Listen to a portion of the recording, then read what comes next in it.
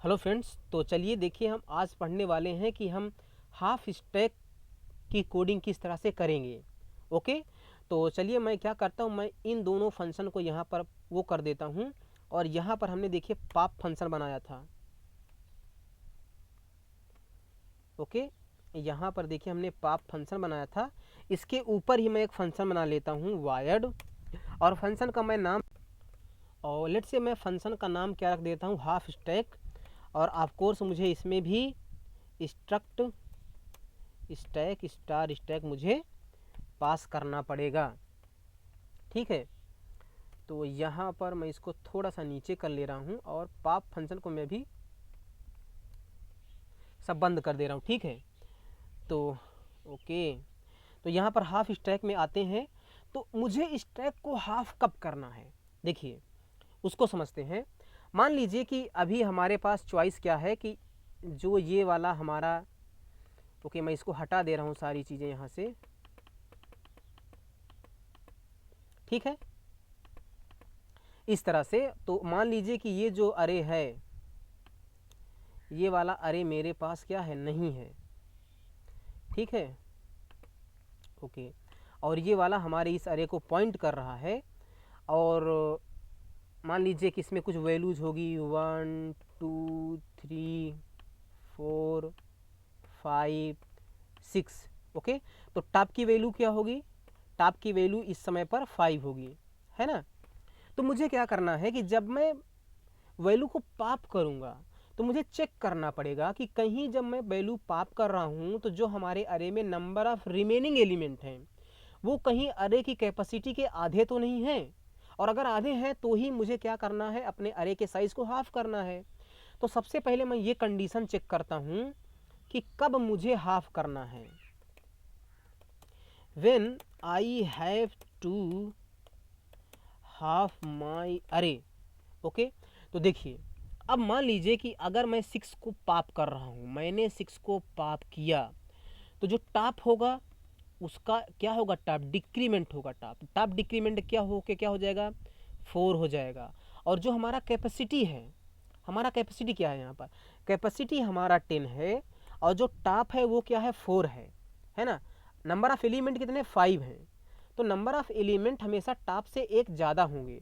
तो मैं चेक करूँगा क्या टॉप की वैल्यू जो कैपेसिटी है डिवाइड बाई 2 - 1 के बराबर है। देखिए अगर आप 10 को 2 से डिवाइड करें तो 5 आएगा, 5 - 1 4 आ जाएगा। तो अगर टॉप की वैल्यू कैपेसिटी को 2 से डिवाइड करके -1 करने पर जो भी आ रहा है उसके बराबर है, तभी मुझे अपने अरे को हाफ करना है। तो मैं कंडीशन लगाता हूँ इफ़ टॉप को, तो टॉप को मैं कैसे एक्सेस करूँगा, मैं लिखूँगा स्टैक एरो टॉप। अगर इसकी वैल्यू क्या है, अगर इसकी वैल्यू जो कैपेसिटी है, तो कैपेसिटी को ऐसे लिखेंगे stack arrow capacity divide by 2 - 1 के बराबर है ना। देखिए मैं इसको ब्रैकेट में कर दे रहा हूँ, जो stack arrow capacity divide by 2 है, मैं इसको भी ब्रैकेट में कर दे रहा हूँ। ठीक, तो यहाँ से आएगी कैपेसिटी, उसको हमने कर दिया क्या, आधा। और आधा करने के बाद उसमें हमने क्या कर दिया, -1 सब्ट्रैक्ट कर दिया। ठीक, तो अगर ये कंडीशन ट्रू है तो मुझे क्या करना है, स्टैक को आधा करना है। और अगर मुझे ऐसा काम करना है तो मुझे क्या करना पड़ेगा, सबसे पहले जो हमारे स्टैक की कैपेसिटी है उसको हम क्या करेंगे, आधा कर देंगे। कैसे करेंगे, जो स्टैक की कैपेसिटी है डिवाइड बाई 2 कर दो, है ना। और फिर से क्या करो, एक नया अरे बनाओ टेम्प नाम से, मैलाक का यूज करके, जिसमें क्या करोगे, size of int into stack capacity pass करोगे, है ना। और इसको मैं टाइप कास्ट कर लूँगा इंट स्टार में। तो ये हमारा क्या हुआ, आधे साइज का अरे बन गया। देखिए हमने यहाँ पर देखिए एट द एंड मुझे कैपेसिटी को चेंज करना पड़ेगा ना, आधा करना पड़ेगा। तो कैपेसिटी में मैंने कैपेसिटी बाई 2 कर दिया, और फिर जो भी कैपेसिटी नहीं थी उसका हमने अरे बना लिया। तो अगर कैपेसिटी हमारी 10 थी तो इस लाइन की चलने की वजह से इस कैपेसिटी में क्या चला जाएगा, 5 चला जाएगा। तो 5 ब्लॉक यहाँ से बन जाएंगे। अब मुझे क्या करना है, वैल्यूज़ को सिंपली कॉपी करना है। तो मैं लगाऊंगा for i equal to 0 to i less than equal to कहाँ तक जाना चाहिए, स्टैक के टॉप तक जाना चाहिए, है ना, आई प्लस प्लस। और आई को मुझे डिक्लेयर भी करना पड़ेगा, मैंने डिक्लेयर कर दिया। अब मुझे क्या करना है, जो टेम्प ऑफ आई है उसमें क्या करो, जो स्टैक का हमारा अरे है उसके आई पे जो वैल्यू है वो रख दो, हमने रख दिया, है ना। अब मुझे क्या करना है कि जो अरे है पुराना वाला उसे हमें डिलीट करना है।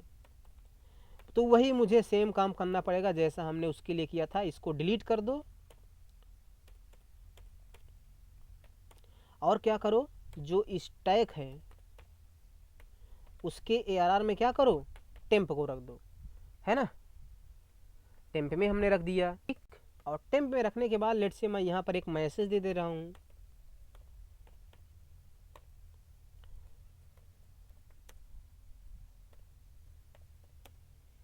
स्टैक हाफ डन, ठीक। तो इस तरह से ये हमारा स्टैक हाफ की भी कोडिंग हो गई है। अब चलिए देखिए, जब स्टैक हाफ की कोडिंग हो गई तो मुझे अब दो फंक्शन पे ध्यान देना है, पुश और पॉप पे, है ना, क्योंकि पुश और पॉप करते समय ही तो हमें डबल या हाफ करना है ना। तो अब देखिए मैं क्या करता हूँ, मैं पुश के लिए क्या करता हूँ, सबसे पहले मैं उसको एक्सप्लेन करता हूँ आपको।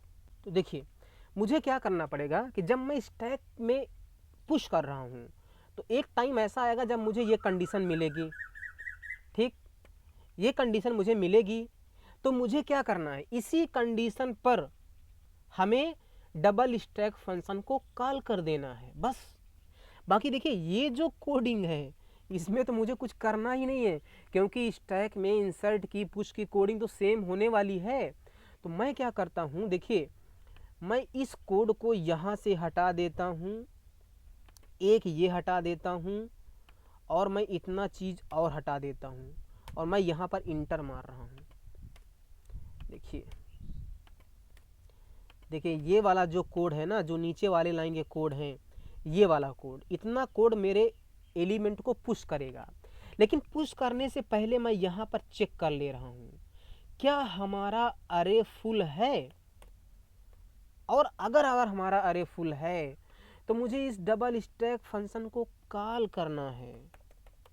डबल स्टैक फंक्शन को कॉल करके स्टैक उसमें पास कर देना है ना।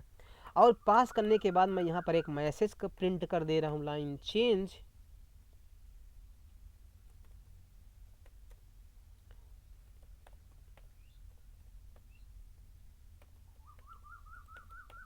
Stack capacity doubled.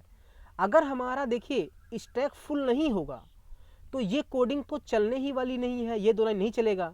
तो अगर हमारा स्टैक देखिए एम्प्टी है, खाली है, तो ये एलिमेंट पुश हो जाएगा, और अगर भरा था तो ये चलेगा पहले, इसकी वजह से नया अरे बन के स्टैक में खाली जगह आ जाएगी, वहाँ पर हमारा अरे क्या होगा, वैल्यू क्या होगी, इंसर्ट हो जाएगी। तो कितना आसान है, इनफैक्ट ये तो उससे भी आसान हो गया। तो इस तरह से हमने क्या किया, पुश की कोडिंग को कर लिया है ना। अब मुझे क्या करना है, मुझे पॉप की कोडिंग कैसे करना है उसको देखते हैं। तो पॉप की कोडिंग किस तरह से करना है उसको मैं आपको अपने अगले वीडियो में बताऊंगा। तो आपको मिलते हैं अपने अगले वीडियो में, तब तक के लिए thank you so much, bye bye.